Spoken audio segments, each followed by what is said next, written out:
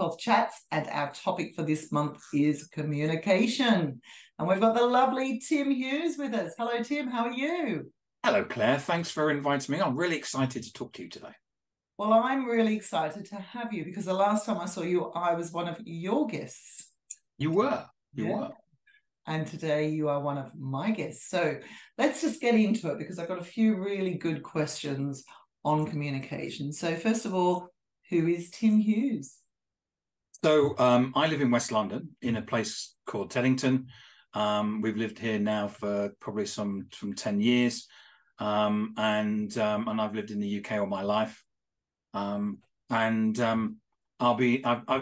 in sales all my life as well. Wow. Okay, so communication's very, very important in sales. Yes. So tell us a little bit more about exactly what you do now. Is it still sales or? Well, yes, I've been in sales all my life. What I did was I found that I was kind of bored with the corporate role way back in probably about 2014. I set up my own company. We actually we're now 7 years old. So I wrote a book called Social Selling Techniques to Influence Buyers and Change Makers, which kind of changed sales and marketing. And it was around about that time that I decided to set up the company with my business partner, Adam Gray. And we've been helping organizations transform to using their sales teams to use digital now for the last 7 years. And it's been immense fun. Great. Excellent. That's absolutely brilliant. And I just want to sort of get you to tell everybody out there who is watching about why I was a guest for you, because they might be interested in tuning in on that. Well, yes, I run a podcast called Tim Talks. Yeah. What I do is I look for interesting people, and I don't know how we met. I think I may have been trawling the LinkedIn or something and came across you and thought Claire looks interesting. Oh, thank you. And the whole point of the podcast is I interview interesting people who then share their expertise like you did, and people learn stuff. Yeah. It's similar to this in terms of it's a short interview, so people don't have to invest a lot of time, but they do know invest the time, you learn something back from it, and that's the deal I do. And it was brilliant. I love the interview, and people who are watching here may like to go and find Tim Talks. Yes. Great. So the hashtag is Tim Talk. It's the singular, not the plural. Yes, yeah. Hashtag Tim Talk. If you go on LinkedIn and search for Tim Talk, you'll find it. Why do we always go to the plural? We just do it naturally, don't we? So we do, and I realised that after about 2 years, I couldn't remember whether it was Tim Talk or Tim Talks. And I started doing Tim Talks and then went back and thought, well, better check. And I'd been doing Tim Talk for the first 2 years. So I actually stuck with it. Yeah, brilliant. Absolutely brilliant. So we are talking about talking and communication. And communication is so important in every aspect of our lives, especially when we're managers. So why is communication so important, especially when we're managers? I think that conversations are so important.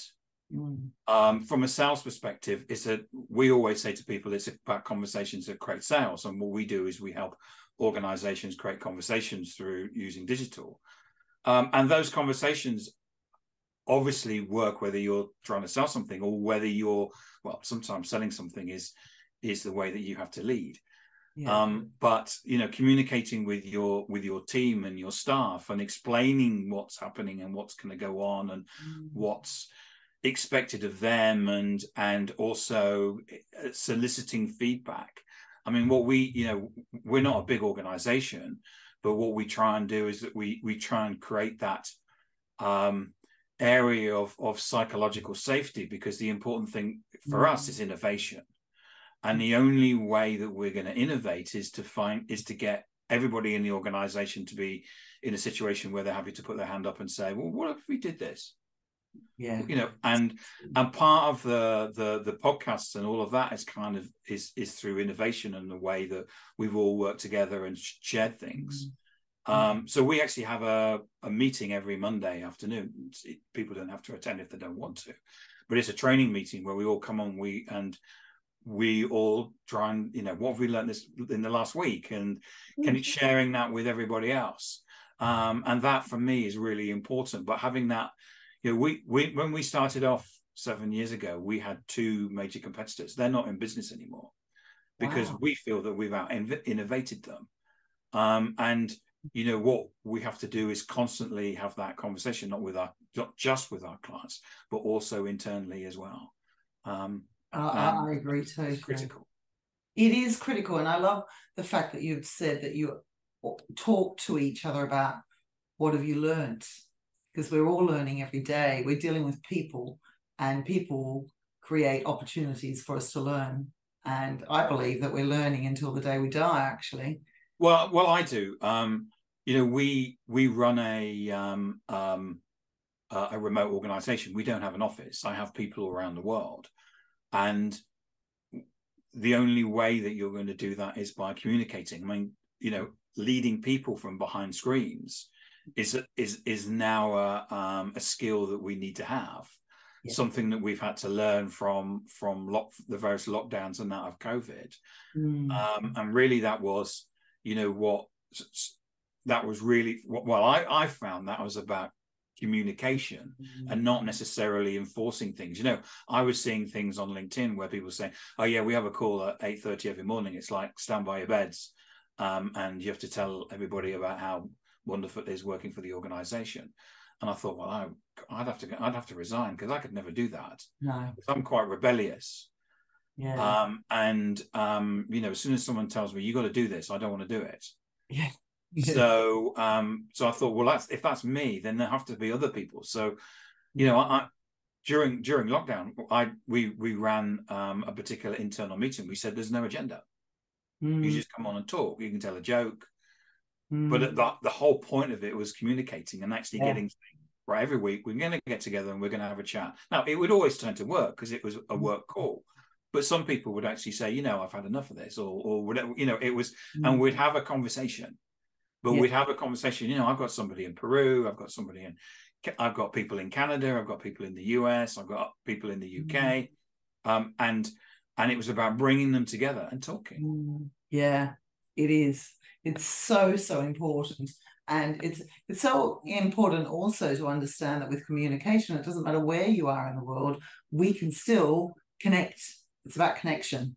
Yes. It's so important. And there will be communication breakdowns. There always are communication faux pas. So tell us, how can we all recover from a real communication faux pas, something that's quite major? One of the things that I've always thought is that, first of all, you have to be timely. Yeah. If you don't act on something, then it will fester. Quite often we put our heads in the sand and think it will go away. So you have to be timely in the way that you react. Yeah. And for me, that you if I've said something wrong, then the important thing is to apologize. Oh, definitely. And to say that you're sorry, and to reckon. Brené Brown has always said in her books about vulnerability. You have to show your vulnerability as a leader. You don't have all of the answers, and to say that there's been a misunderstanding or whatever it is, and that's important that you do that and take responsibility. And I remember my first corporate role, the MD actually said, if we ever make a mistake, all we need to do is put up our hand and say, I'm sorry, I've made a mistake. How are we going to solve that? So it is taking that responsibility, definitely. And how have you dealt with people who are not willing to take that responsibility? Again, you have to talk to them. Yeah. I think people. I think in the modern world, people are recognizing that they need to do that. Yeah. The world has changed so much since when I first started in business. And I think that you do have to recognize that and get them to understand that taking responsibility is so important. I had somebody who he decided to have the equivalent of a social media punch up with a number of people one evening. And the first I knew about it was in the morning, where someone said, "Do you know this person from your team is doing this?" I was like, "Oh." No. So I just had to ring them up and say, "Look, do you not understand that people have different views from you and from us, and you're not going to convert people by basically, by going up to them like social media and having the equivalent of a fight." He did back down after a bit and actually say yes and went and apologized to everybody. Wow. But it was quite for that individual, it was actually quite difficult. I knew it was going to be hard for him to apologize. So tell me, was that causing friction within your team, or was that an external friction with your clients? It was external. Well, it was. We have a particular worldview about the way that sales has changed through social media, which generally is called social selling, which is basically contradicts most people in sales who believe that you need to cold call. Yeah. So he basically went and had the equivalent of a social media punch up with the cold calling people. And it was one of somebody that I knew said, do you know that this is happening? And I didn't. But that was a case where he needed to take responsibility, because actually that sort of thing, regardless of what people, I know people that think that social media is toxic. I happen to, if you keep away from all that stuff, it's actually a wonderful place. And LinkedIn, for example, is where we met, is a particularly supportive place. You do get pockets of it, but not a lot of it. This individual had he wasn't great at taking responsibility for himself and then backing down on it. Wow.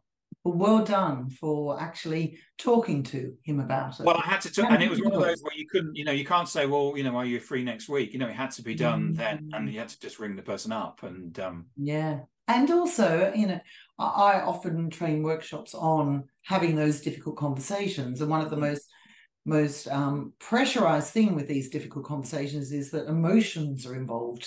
So if we can actually calm down our emotions, they can help us. Yeah, and I agree with you that it's very difficult, because the person is a particularly emotional person. And he felt that he was doing the right thing. And having that conversation, I ended up, and at the time, over the time that he worked with us, I had a number of interesting conversations with him. Wow, interesting, very interesting. Well, thank you so much for your wise words. It's been great to see you again. I think one of the most important things is there's probably a lot of people out there who would love to connect with you. So where can people find you? Yes, if people want to connect to me, the best place to find me probably is LinkedIn. I'm Tim Hughes, Timothy Hughes. Where they can find me, our website's dlaignite.com. But those are probably the best places. Well, thank you so much for your wise words. It's been lovely talking to you. I find you quite calming, Tim. Very calming. Yeah. So thank you. And let's open up those lines of communication, even when we all have communication faux pas. We do. In our personal life, our work life, everything. So it's how can we actually overcome them and make sure the lines are open. So thank you and take care. Thanks, Claire. Thanks for having me on.